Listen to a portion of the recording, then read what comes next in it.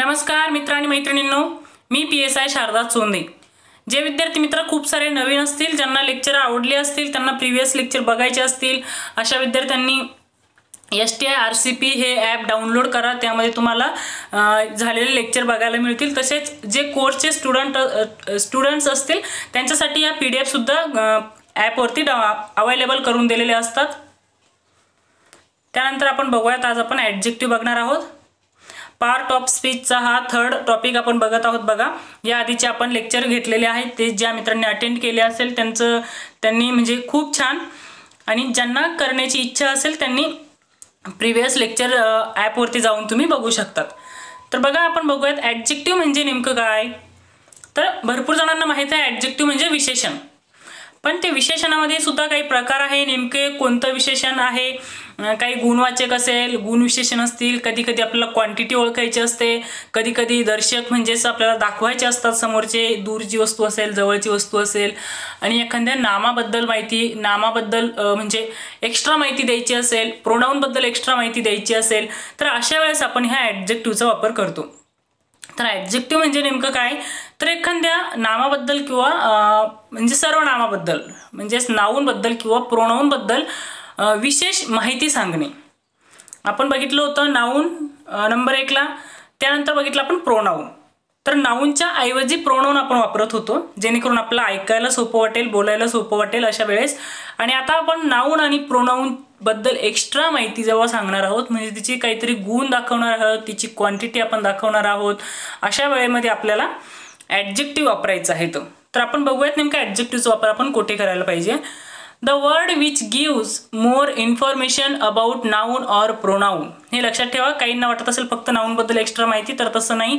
Noun आणि pronoun दोघांबद्दल सुद्धा आपण विशेष माहिती सांगायची असेल तर आपण ॲडजेक्टिव्हचा वापर करतो। जसं की आहे गुड आहे, क्लेवर आहे। गुड म्हणजे चांगला, म्हणजे एखाद्या मुलाबद्दल जर बोलत असेल तर हा मुलगा आहे असं आपण म्हणतो, पण हा हुशार मुलगा आहे किंवा हा चांगला मुलगा आहे, हा खराब मुलगा आहे किंवा ही खूप सुंदर मुलगी आहे असा आपण शब्दाचा वापर करतो। तर त्या मुलीबद्दल विशेष माहिती सांगत आहे, म्हणजे ही सुंदर मुलगी आहे। सुंदर हे काय झालं, म्हणजे ब्युटिफुल हे काय झालं, तर हे विशेषण झालं एका मुलीबद्दल। तर अशाच प्रकारे आपण बघूयात काही टाइप्स आहे विशेषणाचे, की ज्यानुसार आपल्याला एक्झामला जर विशेषण तशा प्रकारे विचारले तर आपल्याला कशी ओळखता यायला पाहिजे। तर 6 टाइप्स आहे मित्रांनो। तर हे 6 टाइप्स असं मला वाटत नाही ती येईल म्हणून, तरी जस्ट लक्षात ठेवा। भरपूर जणांचे ते ऑलरेडी पाठही असतील, ज्यांचे नाही त्यांच्यासाठी। त्यामध्ये फर्स्ट टाइप आहे बघा, ॲडजेक्टिव्ह ऑफ क्वालिटी। क्वालिटी म्हणजे त्या व्यक्तीमधील आपल्याला गुण दाखवायचा आहे, की यामध्ये कुठली क्वालिटी आहे। तो ग्रेट असेल किंवा गुड असेल, बॅड असेल, स्वीट असेल, एखादी वस्तू असेल तर ओल्ड असेल, न्यू असेल, अशा भरपूर प्रकारे नेमका आपल्याला त्या व्यक्तीची क्वालिटी सांगता येते। हे उदाहरण मी वरती सांगितलं, ही इज अ बॉय। हा इथे फक्त मुलगा आहे, हे मुलगा, बॉय म्हणजे हे नाऊन आहे। पण सेकंड सेंटेन्समध्ये काय दिलेलं आहे, बॉय बद्दल एक्स्ट्रा माहिती देत आहे, clever. He is a clever boy, म्हणजे हा मुलगा कसा आहे तर हुशार आहे। हे एक्स्ट्रा माहिती म्हणजे विशेषण आहे, हे म्हणजे विशेष माहिती सांगत आहे मुलाबद्दल, म्हणून त्याला बॉयच्या आधी आपण क्लेवर लावलेला आहे। सगळ्यात सोपी गोष्ट म्हणजे विशेषण ओळखताना नाऊनच्या आधीच ॲडजेक्टिव्ह असते, हे लक्षात ठेवा। खूप नवीन विद्यार्थ्यांसाठी हे आहे, किंवा ज्यांनी कधी इंग्रजीच्या भीतीमुळे अभ्यासच केला नाही त्यांच्यासाठी या छोट्या छोट्या गोष्टी आहेत। मला माहित आहे यामध्ये ऐकणारे जे स्टुडंट्स आहेत ते यापेक्षाही बऱ्यापैकी हुशार आहेत, किंवा त्यांना ऑलरेडी हे सगळं माहिती असेल। पण हे जास्तीत जास्त अशा विद्यार्थी मित्रांसाठी आहे की ज्यांना खरंच इंग्रजीची भीती आहे, त्यांच्यासाठी मी जास्तीत जास्त सोप्या भाषेत जेवढं मला शक्य होईल तेवढं सांगण्याचा मी प्रयत्न करत असते। तर इथे बघा सेकंड सेंटेन्स दिलेला आहे, rose is a beautiful flower. Rose is a beautiful flower. तर या फुलाबद्दल आपल्याला इथं विशेष माहिती सांगितलेली आहे, म्हणजेच फुलाचा जो गुण आहे तो आपल्याला इथे दाखवलेला आहे की हे ब्युटिफुल फ्लॉवर आहे, म्हणजे खूप सुंदर फ्लॉवर आहे। हे खाली एक्झाम्पल तुम्हाला यासाठी दिलेले आहे की अजून दुसऱ्या ज्या क्वालिटीज आहेत तुमच्या माहितीसाठी मी इथे ॲड केलेले आहेत। त्यामध्ये ग्रेट आहे, बोल्ड आहे, एन्शियंट, अँग्री असेल, फॅट असेल, ॲक्टिव्ह, ब्लॅक असेल, गुड असेल, ॲट्रॅक्टिव्ह असेल, brave, dark, dead, expert, bad असेल, बिटर, स्वीट असेल, ड्राय असेल, काइंड असेल, इम्पॉर्टंट असेल, ओल्ड, न्यू, ह्या काय आहे मित्रांनो, तर या सर्व क्वालिटीज आहेत कुठल्या ना कुठल्या तरी नाऊनच्या। त्यानंतर बघा नेक्स्ट टाइप आपण बघणार आहोत, ॲडजेक्टिव्ह ऑफ क्वांटिटी। आता क्वांटिटी म्हणजे परिमाण आपल्याला दाखवायचं आहे, तर ते कशा प्रकारे। तर बघा, it's gives information about the quantity, हे आपण बघितलेलं आहे. एखाद्या नाऊनची जी क्वांटिटी दाखवायची असेल, म्हणजे ॲपल आहे समजा, ॲपलबद्दल 1 kg ॲपल मी आणलेले आहेत, अशा प्रकारे ॲपलबद्दल एक्स्ट्रा माहिती 1 kg असं आहे. तर थोडक्यात हे ओळखायचं कसं, तर तुम्ही क्रियापदाला जर हाऊ मचने क्वेश्चन विचारला, म्हणजेच किती असा जर प्रश्न विचारला, तर त्याला तुम्हाला तिथे ॲडजेक्टिव्ह ऑफ क्वांटिटी मिळत असते. आपण त्याचं एक्झाम्पल बघूया. He has lost all his wealth, त्याने त्याची सर्व संपत्ती लॉस्ट केली, म्हणजेच गमावलेली आहेत, असा या वाक्याचा अर्थ आहे. तर आपण त्याला प्रश्न करूयात की how much wealth has he lost, त्याने किती संपत्ती गमावली आहे. How much wealth has he lost असा जर क्वेश्चन तुम्ही त्या व्हर्बला केला, तर तुम्हाला त्याचा आन्सर येत आहे की ऑल, त्याने त्याची सर्व संपत्ती गमावलेली आहेत. अशा प्रकारे बघा, हाऊ मचने क्वेश्चन विचारला तर तुम्हाला लगेच त्याचं आन्सर मिळतं. तसेच त्यासाठीचे काही कीवर्ड आहे, मच असेल, सफिशियंट असेल, टोटल, होल, सम, फ्यू, लिटल. हे म्हणजे माझ्याकडे काही सफरचंद आहेत, किंवा माझ्याकडं म्हणजे खूप कमी प्रमाणात सफरचंद आहे, किंवा खूप कमी प्रमाणात माहिती आहे, अशा प्रकारे हे शब्दांचा यूज होतो. या दोन शब्दांमध्ये थोडासा फरक आहे बघा, फ्यू आणि लिटल, हे आपण नेक्स्ट बघणारच आहोत. त्यानंतर बघूयात आपण की डेमॉन्स्ट्रेटिव्ह ॲडजेक्टिव्ह नेमकं काय आहे. तर डेमॉन्स्ट्रेटिव्ह प्रोनाउन आपण बघितलेलं आहे, दर्शक विशेषण, म्हणजे एखादी वस्तू दाखवायची असेल, हा, ही, ते, त्या, अशा प्रकारे आपण त्याचा उल्लेख करत असतो. When noun comes after these, that, these, those, यांच्यानंतर नाऊनच्या नंतर, या शब्दांनंतर जे नाऊन येत असेल, तर त्या नाऊनचे हे ॲडजेक्टिव्ह असतात बघा. तर इथे आहे दॅट क्लास इज अ माईन. बघा, हे नाऊन हे काय, क्लास हे काय आहे, तर हे नाऊन आहे, आपल्याला माहीत आहे. तर क्लासबद्दल विशेष माहिती काय सांगत आहे, दॅट, म्हणजे दॅट क्लास इज अ माईन, म्हणजे तो क्लास माझा आहे, किंवा हा क्लास माझा आहे, असा त्याचा अर्थ होत आहे. हा, कारण दॅट हे खूप जवळ असलेल्या गोष्टीसाठी वापरलेलं असतं आणि एकवचनी, हा माझा क्लास आहे असं. तर तसंच this girl is a sincere in the class. येथे बघा, गर्ल हे नाऊन आहे, तर नाऊनबद्दल विशेष माहिती देत आहे दिस गर्ल, म्हणजे ती गर्ल असा त्याचा अर्थ होत आहे. ती गर्ल इज अ सिन्सिअर, म्हणजे ती जी मुलगी आहे, तर ती क्लासमधील सिन्सिअर मुलगी आहे, त्या मुलीबद्दल आपल्याला विशेष माहिती देण्यात येत आहे. नेक्स्ट बघा, मी प्रोनाउन चॅप्टरमध्ये सुद्धा यांचा उल्लेख केलेला आहे, खूप छान तुम्हाला ते म्हणजे दाखवलं सुद्धा होता मी की एकवचनी नेमकं कोणते आहे, अनेकवचनी कोणते आहे, जवळ असलेल्या वस्तूसाठी आपण काय वापरायला पाहिजे आणि लांब असलेल्या. पण ज्यांनी लास्ट लेक्चर मिस केलं त्यांच्यासाठी परत एकदा सांगेल, हे दॅट जे आहेत ना, तर ते जवळची वस्तू आणि एकवचनी असेल. दिस जे आहेत ना, तर ती एकवचनीच आहे, पण वस्तू थोडीशी दूर आहे. This is my car, this is a tree, असं आपण एक्झाम्पल मागच्या वेळेस घेतलं होतं. ट्री थोडंसं दूर होतं झाड, म्हणून आपण दिस इज अ ट्री असा उल्लेख केला होता. दिस जे जास्त अनेकवचनीसाठी दोन्ही वर्ड यूज केले जातात, तर ते this boys are playing football, ते मुलं फुटबॉल खेळत आहे. आणि ते those pen are kept on the table, हे सगळे पेन टेबलवर ठेवलेले आहेत. तर त्यानंतर आपण बघणार आहोत बघा, ॲडजेक्टिव्ह ऑफ अ नंबर.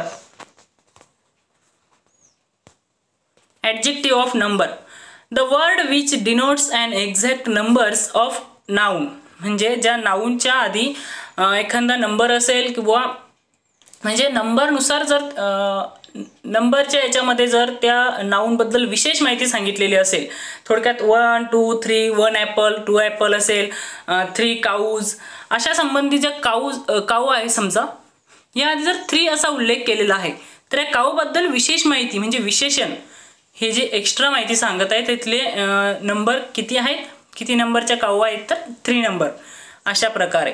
तर याला आपण ॲडजेक्टिव्ह ऑफ नंबर असं म्हणतो. यामध्ये अजून फर्स्ट, सेकंड, थर्ड अशा प्रकारचे सुद्धा हे ॲडजेक्टिव्ह ऑफ नंबर असतात. त्यानंतर बघूयात आपण, हे खूप सोपं आहे, यासाठी मी ते उदाहरण घेतलेलं नाही येतं. इंटरॉगेटिव्ह ॲडजेक्टिव्ह म्हणजे प्रश्नार्थक विशेषण. बघा, इंटरॉगेटिव्ह प्रोनाऊन सुद्धा होते, तर प्रोनाऊन कसे ओळखायचे आपण हे लास्ट चॅप्टरमध्ये बघितलेलं आहे. आता ॲडजेक्टिव्ह नेमके कसे ओळखायला पाहिजे, आपण या दोन्हीमधला फरक सुद्धा बघणार आहोत. इंटरॉगेटिव्ह प्रोनाऊन आणि इंटरॉगेटिव्ह ॲडजेक्टिव्ह तुमच्या ते लगेच लक्षात येईल.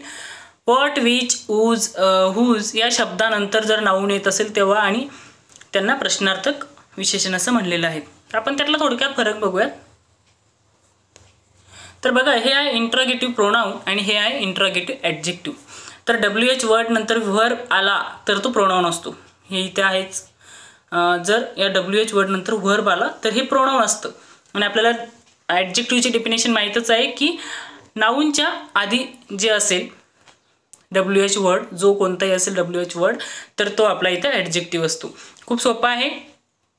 इथं जसं काय आहे, हू इज युअर टीचर, तुझा टीचर कोण आहे किंवा तुमचे टीचर कोण आहेत, तर हू यानंतर नाऊन आहे का इथे, नाही, व्हर्ब आहेत, म्हणून हे प्रोनाऊन आहेत.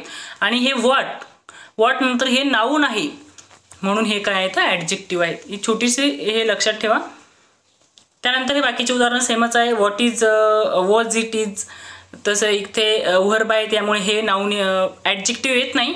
तर हुज पेन इज दिस, तर इथे हुज नंतर पेन हे काय आहेत, नाऊन आहे, प्रत्येकाला माहीत आहे, म्हणून आपले हे हुज म्हणजे हे काय आहे, ॲडजेक्टिव्ह आहे. अशा प्रकारे हे लक्षात आलं आहे तुमच्या. आपण आता बघणार आहोत स्वामित्वदर्शक म्हणजे पॉझेसिव्ह ॲडजेक्टिव्ह नेमकं काय आहे तो. It has possession or relation with person or things, एखादी व्यक्ती असेल किंवा एखाद्या वस्तू असेल यांच्याबद्दल मालकी हक्क जेव्हा दाखवायचा असेल तर तेव्हा आपण पॉझेसिव्ह केस वापरत असतो. आपण प्रोनाऊनमध्ये सुद्धा हे बघितलेलं आहे. प्रथम विभक्तीमध्ये आय असतं, त्याचे षष्ठी विभक्ती म्हणजे पॉझेसिव्ह केस माय असते. वीची पॉझेसिव्ह केस अवर आहे, यूची युअर आहे, सेकंड यूची परत युअर आहे, हीसाठी पॉझेसिव्ह केस हीज आहे, शीसाठी हर आहे, इटसाठी इट्स आहे, देसाठी देअर आहे. जसं की मालकी हक्क दाखवण्यासाठी वापर केला जातो. म्हणजेच काय, इथे आपण बघूयात. My pen is a very expensive, my pen is a very expensive म्हणजे माझा पेन हा महागडा आहे. My father is a very strict, माझे फादर म्हणजे जेव्हा मालकी हक्क माझे फादर अशा प्रकारे आपण जेव्हा दाखवलं असतं तेव्हा हे ॲडजेक्टिव्ह असतं. आणि फादर हे नाऊन आहे, म्हणून त्याआधी येणारी जी केस आहे ती कोणती आहे तर पॉझेसिव्ह केस म्हणजे ॲडजेक्टिव्ह आहेत, कारण त्यानंतर लगेच नाऊन आलेलं आहे बघा. त्यानंतर आपण काही युजेस बघणार आहोत. हे की नेहमी एक्झामला विचारलेले असतात आणि आपल्याला म्हणजे भरपूर जणांना त्यामध्ये नेहमीच कन्फ्युजन असतं. मच, मेनी यांचा वापर करताना सोबतचे नाऊन जर काउंटेबल असेल तर मेनी वापरायचं, म्हणजे जी संख्या मोजता येत असेल त्यावेळेस मेनी वापरायचं. पण जी मोजता येत नाही, जसं की इन्फॉर्मेशन आहे, इन्फॉर्मेशन तुम्ही अंकात मोजू शकतात का, नाही, तशा ठिकाणी मच वापरायचं. तर आपण एक्झाम्पलवरून लक्षात ठेवत बघा. देअर इज मच वॉटर, तर हे ॲडजेक्टिव्ह आहे. हे पहिले कशावरून ओळखायचं की वॉटर हे काय आहे, नाऊन आहे. आपण नाऊनची डेफिनेशन खूप छान डिस्कस केलेली आहे. नाऊन आहे त्यामुळे हे ॲडजेक्टिव्ह आहे, ही पहिली गोष्ट तुमच्या लक्षात आली. आणि मच कधी वापरायचं आपण बघितलं की जेव्हा काउंटेबल असेल, अनकाउंटेबल जर असेल तर तशा वेळेस मच वापरायला पाहिजे. तर वॉटर हे तुम्ही नंबरमध्ये मोजू शकत नाही. एक पाणी आहे, दोन पाणी आहे असं आपण कधीच म्हणू शकत नाही, म्हणजेच ते अनकाउंटेबल आहे, म्हणून त्या वॉटरच्या आधी आपण मच वापरलेलं आहे. प्रत्येकाला समजलं असेल. आणि सेकंड सेंटेन्स इथं मी घेतलेलं आहे. There are many students in the class. हे स्टुडंट्स बघा हे मोजू शकतो आपण. सगळ्यात पहिली गोष्ट हे सुद्धा नाऊन आहे, त्यामुळे त्याच्या आधी येणारं जे आहे तर ते ॲडजेक्टिव्ह आहे.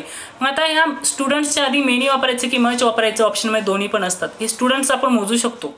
क्लासमध्ये किती स्टुडंट्स आहेत, 1, 2, 3 अशा संख्येने ते सहज मोजता येतात. म्हणजेच ते काय आहे मित्रांनो, काउंटेबल आहे. आणि म्हणून काउंटेबलच्या आधी आपण मेनी वापरणार आहेत. चला आपण नेक्स्ट बघूयात. लिटल आहे, अ लिटल आहे, द लिटल आहे, यामध्ये नेहमीच कन्फ्युजन असतं खूप जणांचं. तर ते आपण आज बघूयात. Little, a little, the little या तीनही शब्दांचा अर्थ जवळपास सारखाच होतो. यांचा वापर प्रमाण म्हणजेच क्वांटिटी दर्शवण्यासाठी केला जातो. यातील फरक आपण बघूयात. बघा, जेव्हा लिटल वापरायचं असेल ना, त्याचा अर्थ जवळपास म्हणजे जवळपास नसल्यागतच असा त्याचा अर्थ होत असतो. आपण सेंटेन्स एक्झाम्पलवरून बघूयात. I have a little information about this course. सगळ्यात महत्त्वाचं हे नाव ॲडजेक्टिव्ह आहे की नाही हे कसं ओळखायचं. इन्फॉर्मेशन हे नाऊन आहे बघा, हे तुम्हाला माहीत आहे, त्यामुळे त्याआधी येणारं जे आहे ते ॲडजेक्टिव्ह आहे. And I have little information about this course. Little, इथे लिटल वापरलेलं आहे म्हणजे काय, या कोर्सबद्दल मला खूपच कमी माहिती आहे, म्हणजे नसल्यागतच 1-2 सेंटेन्स मला बस माहीत आहे, बस अशा प्रकारे. त्यानंतर अ लिटल जे आहे बघा, तर अ लिटलचा अर्थ होतो ॲटलिस्ट सम, म्हणजे काहीच नसल्यागत नाही तर थोडी त्यापेक्षा जास्त माहिती माझ्याकडे आहे अशा प्रकारे, किंवा त्यापेक्षा थोडी जास्त असा त्याचा अर्थ होतो. म्हणजे I have little hope of, I have a little आहे बघा इथं, I have a little hope my success, म्हणजे माझ्या सक्सेसबद्दल मला थोडीशी तरी अपेक्षा आहे, म्हणजे इच्छा आहे, म्हणजे खूप कमी, या लिटलपेक्षा थोडी जास्त पण तुलनेने कमीच अशी मला होप आहे, म्हणजेच अपेक्षा आहे. तर बघा त्यानंतर द लिटल नेमकं कधी वापरलेलं असतं? Ramesh has given up the little hope of his success. त्याच्या सक्सेसबद्दल त्याला ज्या थोडीशी द लिटल होप होती ना, म्हणजे थोडी इच्छा होती, ती सुद्धा त्याने सोडून दिलेली आहे. म्हणजे कमीच असते पण पूर्ण असते, मात्रा कमी असतो पण थोडंसं जास्त असतो त्यापेक्षा. Ramesh has given up the little hope of his success. तर बघा हे एक आहे की जी लिटल हा जो वर्ड आहे तर तो लिटल होप, बघा होप हे काय आहे, नाऊन आहे, पण ते काउंटेबल नाही येतं. इच्छा ही आपण मोजू शकतो का? नाही, अनकाउंटेबल आहे. म्हणून एक गोष्ट लक्षात ठेवा की लिटलच्या नंतर येणारं जे नाऊन असतं तर ते अनकाउंटेबलच असतं नेहमीच, आणि जे फ्यू नंतर येणारं नाऊन असेल तर ते काउंटेबल असतं. आपण ते नेक्स्ट बघणार आहोत. तर बघूया तिथे आपण फ्यू आहे, अ फ्यू आहे, द फ्यू आहे, हे तीनही विशेषण संख्या दर्शवतात म्हणजे मोजता येतात त्यानंतरचे नाऊन जे असतात ते. इथं आहे फ्यू म्हणजे कमी, म्हणजे जवळपास नाहीच. त्यामध्ये फर्स्ट एक्झाम्पल आहे बघा, देअर आर फ्यू स्टुडंट्स. मी आधीच सांगितलं की फ्यूच्या नंतर मोजता येणारी संख्याच असते. There are few students in the class, म्हणजे मोजता येणारी संख्या आहे, हे झालं काउंटेबल नाऊन आहे इथे. पण फ्यूचा अर्थ नेमका काय होतो आहे? There are few students in the class, तिथे त्या क्लासमध्ये खूपच कमी स्टुडंट्स आहेत, म्हणजे जवळपास नाहीच आहे अशा प्रकारे. Father gave me few money to buy a bike.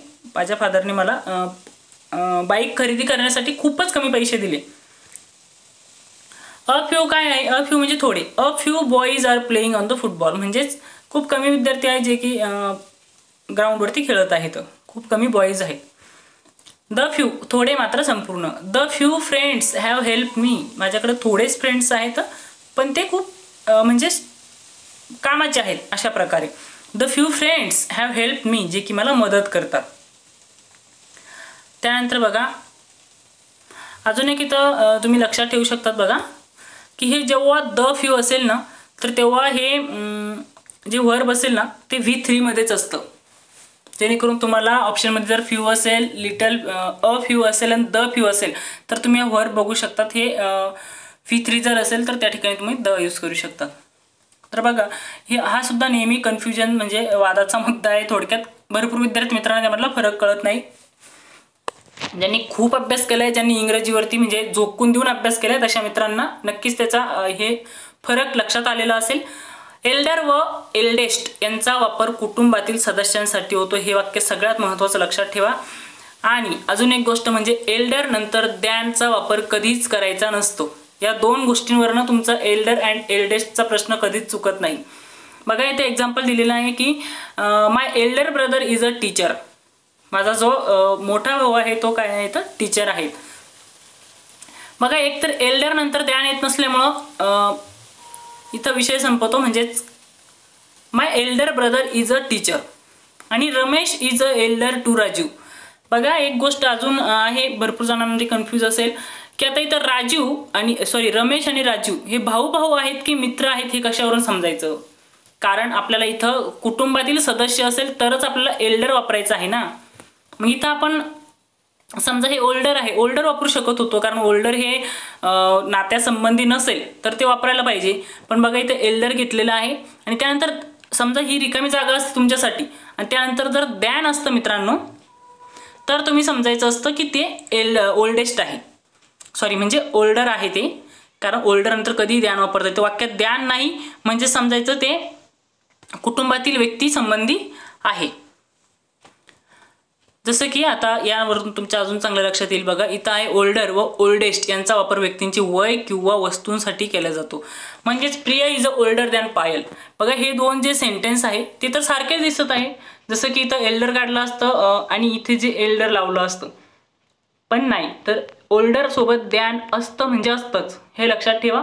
त्यानंतर इथं जर रिकामी जागा असेल आणि तुम्हाला जर त्याच्या जरी दॅन दिलेलं असेल तर आधी ओल्डर चूज करायचं. हे मित्र आहे, मैत्रिणी आहेत की बहीण भाऊ आहे हे तुम्हाला समजलं नाही तरी सुद्धा ओल्डर दॅन यावरनं येथील रिकामी जागा तुम्हाला भरता येते. त्यानंतर सेकंड सेंटेन्स इथे दिलेला आहे बघा, mister Datta is the olderest member in the company, म्हणजे ते सर्वात म्हातारे म्हणजेच किंवा जास्त वयस्कर व्यक्ती आहेत कंपनीमधील. त्यानंतर बघा अजून एक हे आहे, ऑदर नंतर एकवचनी किंवा अनेकवचनी नामाचा वापर होतो. ऑदर आहे म्हणजे द ऑदर स्टुडंट्स, एकवचनी असेल किंवा अनेकवचनी असेल दोन्ही चालतं. द ऑदर गर्ल्स एकवचनी किंवा अनेकवचनी असेल तरी चालतं. पण अनादर जेव्हा आपण यूज करतो ना तर तेव्हा त्यानंतर येणारं नाम आहे ते एकवचनीच असायला पाहिजे आणि ते सुद्धा होकारार्थीच असायला पाहिजे. हे छोट्या छोट्या गोष्टी लक्षात ठेवायच्या असतात कारण त्यावरून आपले एक्झाममध्ये भरपूर प्रश्न सॉल्व्ह होतात. ते अनादर आहे, अनादर नंतर इथं जर यस लागला असतं स्टुडंट्स तर हे आन्सर सेंटेन्स नक्कीच रॉंग असतं. त्यामुळे ही लाईन लक्षात ठेवा, अनादर हे एकवचनीच असतं, अनादर नंतर येणारं नाऊन आणि ते नेहमी होकारार्थीच असतं. अपवाद आहे अनादर नंतर जर 1, 2, 3 यासारखं न्यूमेरिकल ॲडजेक्टिव्ह जर आलेले असतील तर अनादर नंतर ते प्लुरल नाऊन होतं. जसं की अनादर 2 स्टुडंट्स, बघा इथं ऑलरेडी न्यूमेरिकल आलेलं आहे म्हणून याला यस लागणार आहे आणि म्हणून अनादर नंतर हे अनेकवचनी दिसत जरी असेल तरी सुद्धा ते करेक्ट आहे.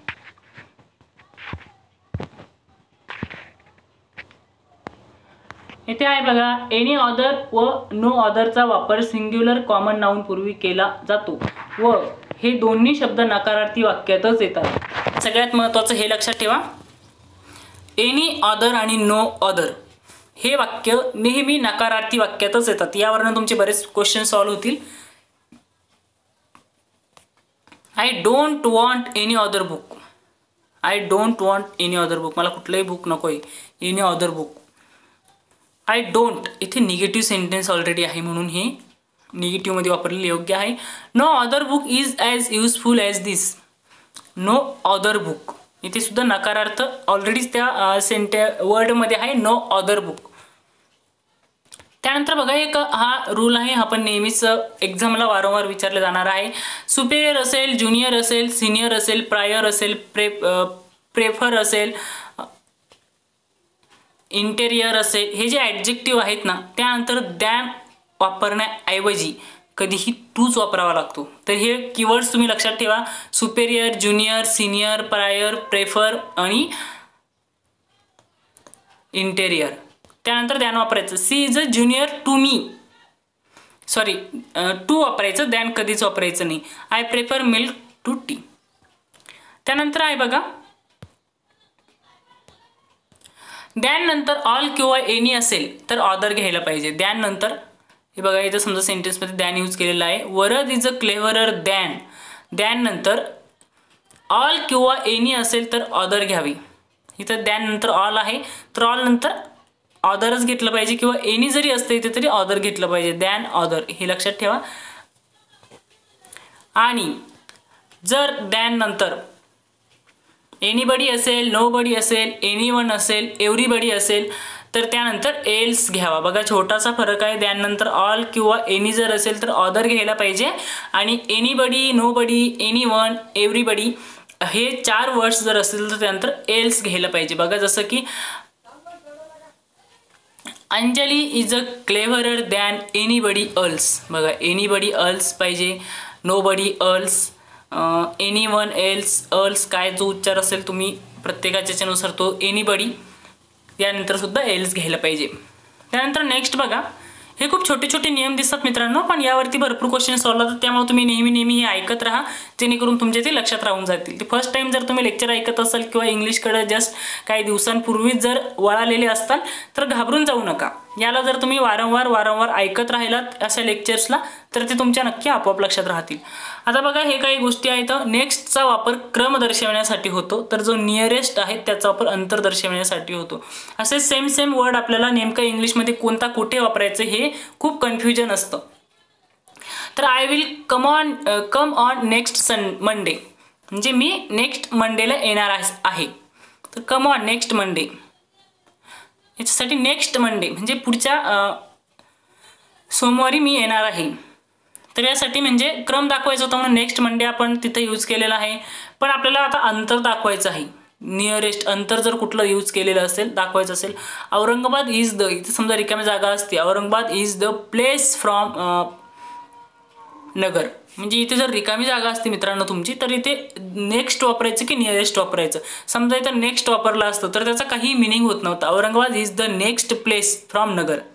नंतरचं प्लेस आहे असं ठीक आहे, पण आपल्याला अंतर दाखवण्यासाठी ते यूज केलेलं आहे, म्हणून तिथं नियरेस्ट हे जास्त योग्य आहे बघा. त्यानंतर बघा लेट म्हणजे उशिरा, लेटर म्हणजे नंतर, त्यानंतर लॅटर. लॅटर म्हणजे दोघांचा जर उल्लेख केला असेल एखाद्या सेंटेन्समध्ये, तर त्या दोघांमधील दुसऱ्या व्यक्तीबद्दल एक्स्ट्रा माहिती आपण जर दाखवत असेल किंवा सांगत असेल तर आपल्याला लॅटर हा शब्द यूज करावा लागतो. लास्ट म्हणजे शेवटचा, आणि लेटेस्ट. लेटेस्ट म्हणजे अद्ययावत, म्हणजे आत्ताची आवृत्ती, अशा प्रकारे आपण जेव्हा वापरतो लेटेस्टचा अर्थ तिथे करेक्ट असतो. बघा इथं काही सेंटेन्स घेतलेले आहे मी. शी कम लेट नाईट, ती खूप उशिरा आली. लेट, लेटचा अर्थ काय झालेला आहे तर उशिरा. शी केम लेट दॅन ही, ती त्याच्यापेक्षा उशिरा आली. Atharva and Varad are brothers, the latter is a cleverer. बघा इथे खूप छान यूज केलेला आहे. अथर्व आणि वरद हे दोघं भाऊ भाऊ आहेत. द लॅटर इज अ क्लेव्हरर, या लॅटरचा अर्थ काय आहे तर नंतरचा. म्हणजे या दोघांपैकी जो नंतरचा आहे म्हणजेच तो वरद आहे ना, तर तो जास्त हुशार आहे. लक्षात आलं असेल तुमच्या. त्यानंतर बघूयात आपण ब्युटिफुलचा वापर स्त्रीसाठी, तर हँडसमचा वापर पुरुषांसाठी होतो, हे प्रत्येकाला माहीतच आहे.